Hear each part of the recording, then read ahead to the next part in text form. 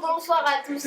Bienvenue dans la saga des podcasts de Summer Camp DefiTech 2011 pour le camp Parapente. À mes côtés aujourd'hui, cette semaine, Grégoire. Bonjour Grégoire. Hello Malik. Et puis à mes côtés aussi, notre assistant réalisateur, Théo. Salut Théo. Salut. Alors, cette semaine, plein de gags, plein d'histoires, plein de reportages. Et plein de science aussi. Effectivement, avec la rubrique, cette année, la rubrique Science de Grégoire, qui vous fera l'inventaire de ses connaissances. Et on se retrouve pour un sommaire après ce petit jingle.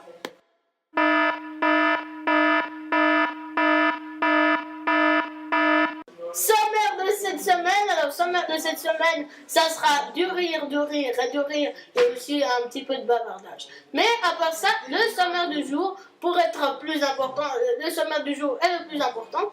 Alors déjà de 1, Harry Potter pourra cacher sa baguette, car, et oui, Grégoire arrive avec la nouveauté, la dernière baguette à éteindre le feu. Alors il vous en dira plus, car moi et la science, ça fait 2, et lui et la science, ça fait 1.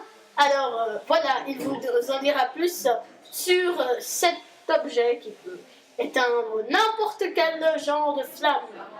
En deuxième point, nous aurons la géographie de Villars, pour que vous puissiez un peu savoir où nous nous situons, pour amis et familles qui écoutent nos podcasts. En troisième plan, petite interview de nos nouveaux intervenants de camp. Voilà pour le sommaire d'aujourd'hui, mais à part ça, des débats et des critiques sur ce qui s'est passé durant la semaine, durant la journée.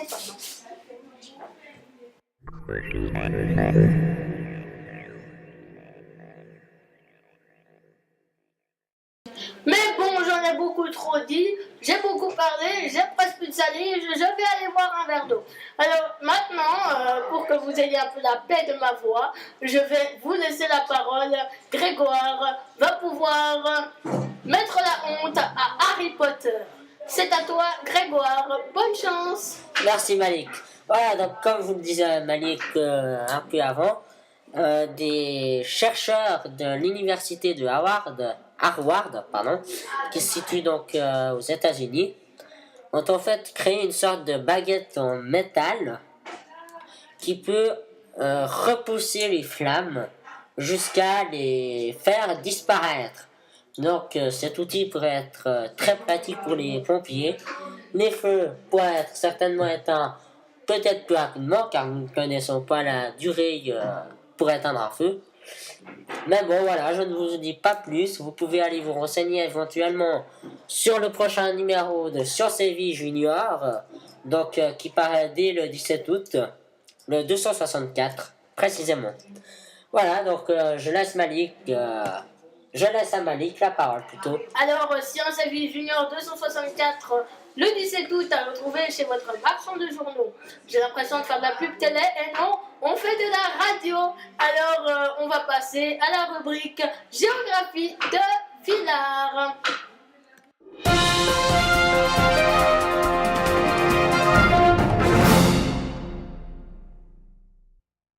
Géographie de Villars, et oui, cette semaine, que vous puissiez savoir où nous nous situons, vous, amis et familles.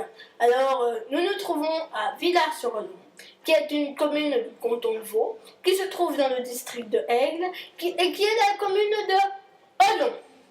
L'altitude est de 1258 mètres, et Villars-sur-Olon est une localité et une station de sport d'hiver suisse du canton de Vaud, de la commune d'Olon, dans le district d'Aigle, comme je viens de vous dire. Donc on se répète un peu. Oui.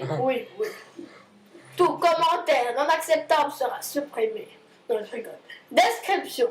Le village est situé, comme je vous l'ai dit, à 1258 mètres d'altitude, sur un balcon naturel exposé vers son sud, au cœur des Alpes vaudoises. On y accède par une route de montagne longue de 15 km que vous avez certainement tous fait en venant nous amener. Et oui, 15 km, ça en fait. Alors, 15 km depuis Aigle ou par le train à Crémaillère depuis B. Exploit. Villars possède également un club historique de hockey sur glace, le HC Villars, qui regroupe un peu près 200 joueurs, référence nécessaire de Wikipédia. Il fut champion de Suisse 1962, 1963, à nouveau en 1963 et en 1964. Voilà, donc tous les liens nécessaires, c'est sur Wikipédia. Vous tapez Villars-sur-Olon et vous tombez sur la page. Alors, oui, Villars-sur-Olon. Donc, Villars-sur-Olon se trouve en bas du lac Léman, à droite du lac Léman, en bas du lac Léman. Donc, vous pourrez regarder sur la page Wikipédia de Villars-sur-Olon pour plus d'informations, comme vous l'a dit mon cher ami Grégoire.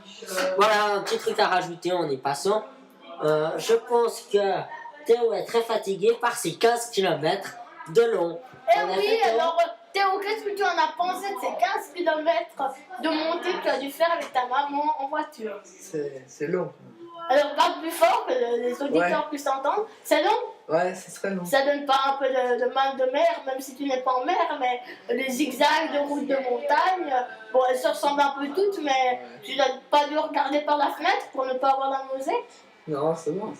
Bon, Ça a rien fait pour moi. alors, merci Théo, notre assistant réalisateur. Alors, en parlant de nausée, pour vous donner un peu de la nausée, non, je rigole, dans les prochaines rubriques, nous allons avoir l'interview de Sylvain, notre nouveau intervenant d'EFITech, aide de vie et animation, qui est en école d'infirmier. Et nous aurons les indications du repas de ce soir.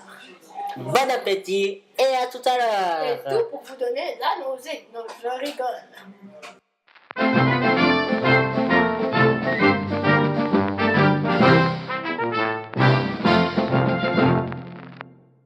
Alors dites-moi, ce jingle ne vous a l'air pas familier? Oui, on dirait le jingle ou... Non, on dit pas le jingle, on dit la fanfare ou bien l'orchestre du 1er août ou bien du Nouvel An. Et oui, je vais vous expliquer pourquoi. Car ce soir, repas de fête fondue chinoise en compagnie de Luc, notre pilote de parapente mercredi. Alors, des commentaires à fournir sur les repas, Grégoire? À part que, oui, nous on est juste dans une petite pièce à côté de la cuisine. Donc on a toutes les bonnes odeurs qui viennent. Ah oui, même les odeurs de la sauce, les odeurs du bouillon, les odeurs de la viande. Alors, comme dit la pub suisse, la viande suisse, le reste n'est que garniture. Alors, puisque le reste n'est plus que garniture, à tout à l'heure.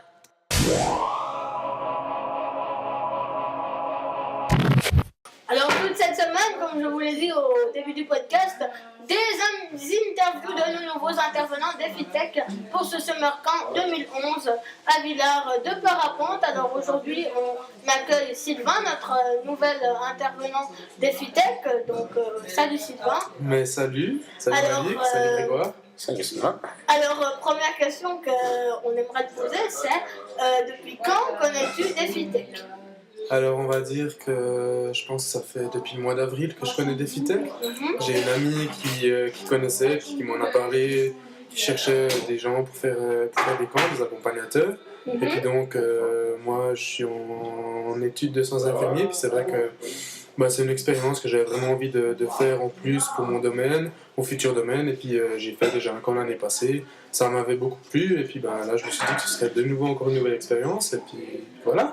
D'accord. Alors la raison pour laquelle tu t'es inscrit au camp DefiTech, c'est quand même que tu aimes un peu l'informatique. Alors oui, l'informatique, c'est sûr que je suis jeune, j'aime bien tout ce qui est un peu high-tech, les jeux vidéo, les ordinateurs. Oui, c'est vrai que ça m'intéresse aussi, oui. Alors, Grégoire, une question à poser à Sylvain? Non, a priori non. D'accord, alors... À part, évidemment, on lui souhaite la bienvenue et une bonne semaine. Merci beaucoup, et puis en tout cas, je suis ravi d'être avec vous tous, quoi. C'est vraiment sympa. Mais nous sommes ravis de t'accueillir parmi nous.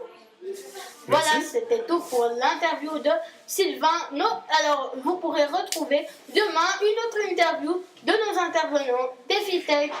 Merci beaucoup. Voilà. Au revoir Sylvain. Ciao, ciao. Au revoir.